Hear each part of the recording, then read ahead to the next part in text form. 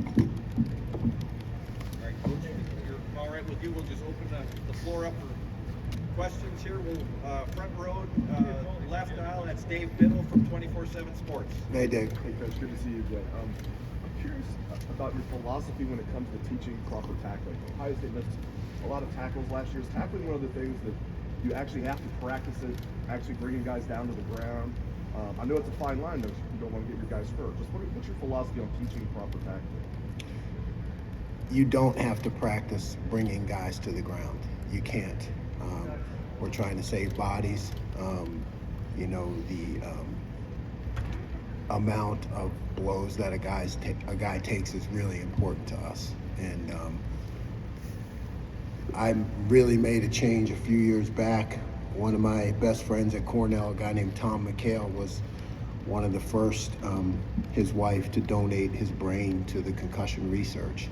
And it really made me change everything that I do. And I think the whole sport has now changed. But the bottom line is you don't have to practice bringing guys to the ground. It's all about position. Tackling is technique and timing. So what I'm looking for out there is to make sure, I call it owning your hip, right? And you can do this all year long. You don't need pads on. You just have to own your hip. If this microphone is the runner, I got to have one guy here, and he's just got to be in good position, and he's got to tag the hip. And then I got to have another guy here with his near leg up, and he's got to tag the hip. And you can do that all over the field. And you don't ever really have to tackle anybody. If you're in the right position and you teach them that it's okay to miss tackles if you're in the right position, because when you're looking at it as a fan or a guy who studies it or reports on it, if you see a guy fly by and miss, but he's on the right angle, you're not going to pay much attention to it because there's going to be another guy right. You're not going to miss badly. You're just going to miss, but there's going to be another guy right in position to make the tackle. It's the ones that stand out are when a guy loses leverage, right? And the ball cuts back and it looks bad and there's nobody else there on the defense. So it's all about timing and technique and angles.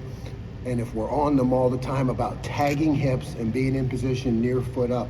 Now that's it. Like you have to mentally tackle even when you're not. You have to shoot, I'm tackling. You got the adjustment has to go in your mind, to your foot, to your hands, and you have to say, okay, I'm going to tackle that guy right there. And when you do that, and if you do it over and over and over again, and I think if you look at the teams I've had in the past, we were great tacklers, but we never tackled in practice. We just worked and harped all the time on position and where you at on the sideline, where you at on the field. Vice, own your hip. It's an 11-man game. If you're going to miss, let them miss. It's okay if they miss aggressively on the proper side of the runner. So a lot of it is just without pads. Some defensive coaches preach about rugby-style tackling. Where are you at on that? I'm into it, for sure. Because the standard approach, again, if this is the ball carrier, what we all taught going back to Woody Hayes was head across the bow. When you're making a tackle, we don't use the head anymore, so you don't teach that. So now you teach near leg, near shoulder, profile, because you're keeping your head out of it. Well, if you're keeping your head out of it, then that's naturally, as the runner gets away from you, that's naturally going to turn into a roll tackle. You know what I mean? So everything we do is really based off of those principles, keeping your head out of it, and it all turns into rugby tackling. It really does. There's not, we are not harping on those major contact collisions in practice, even when we get pads on. We're not. It's football. It's a physical game. It's going to happen. But we're really teaching angles, keep your head out of it, use that rugby approach. We'll go to the far back. Adam King, WBNS TV. Coach, I'm just kind of curious how much this season so far, the spring and off season, have been different for you compared to the other times in your career now that you're at Ohio State taking over. Well, it's different because it's Ohio. It's the Ohio State, and it's different because everything here, the expectations, the amount of resources that I have with coaches on the field, analysts off the field, recruiting resources. I mean, I basically have everything I ever wanted, or anything any coach could ever want. You know, when you dream about being a coach at this level, that's it. All the resources. So that makes it different. I'm hyper focused on my role and my job, and I don't have to worry about other things here because our administration and the program is all going to take care of that. So it's just, yeah, there's a hyper focus for sure. We'll go over here, Austin, look to the far right here, Coach Austin Ward, Letterman Road. When you look at the roster, it seems like you have the body type for athleticism to do whatever you want at linebacker. When you look at those two primary spots, what differentiates them for you? What are you looking for the guys who might take those top guys? Yeah, there's not much difference between our two linebacker positions, and they really need to be able to play in the box and in space on the edge. In the box and in space. Blitz and cover. So we're really looking for complete versatility out of those positions. I mean, if I find a guy who is more of just an internal tackle-to-tackle guy, I can adjust things to make sure he's in that position. But right now, I want to put the guys in as many different positions as possible to see what they're good at, so I can build things around what we have here. How long do you think it would take somebody like Chip to transition over to defense, learn what you're trying to do?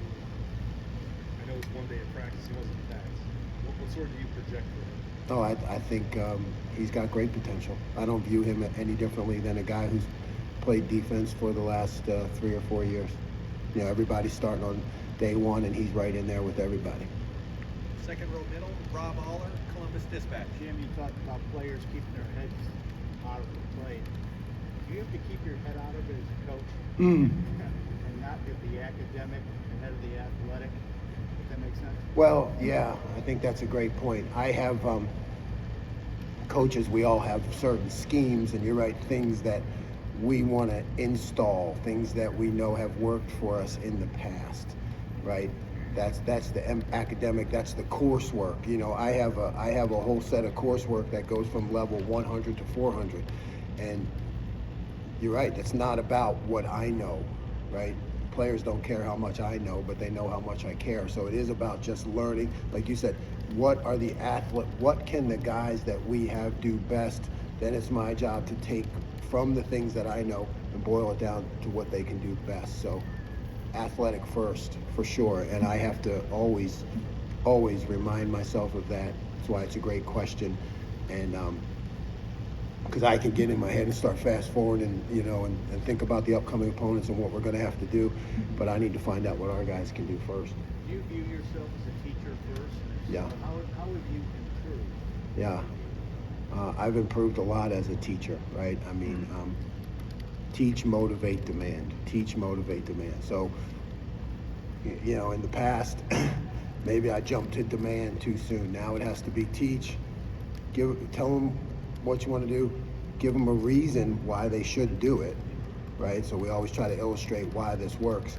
And then if they don't get it, go back and teach again. And, you know, when you finally get to be demanding, if you've done the right procedure, then, you know, they're ready to be demanded, you know. So I'm much more thorough at the teaching part, direct teaching, responses from the players, keeping the meetings lively, interactive, things that they can look at on their phone, because that's where they live, and really approach teaching as to what the players, how their life goes every day, you know.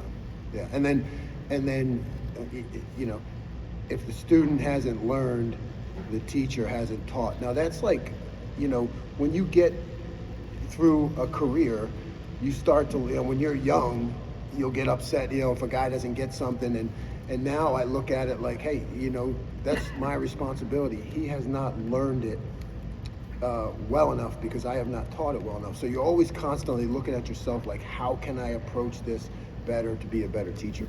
Is part of that culture change? I mean, 30 years ago, you could just tell a guy to do it, he'd do it. Today, you've got Yep. they want reason. Yes, this generation wants reason, they want meaning, and there's nothing wrong with that. There's nothing wrong with that, right? I mean, that's good. You know, that forces us to grow as teachers and show them the reason and give them meaning why they're doing something. Right next door, Doug Laborice, Cleveland.com.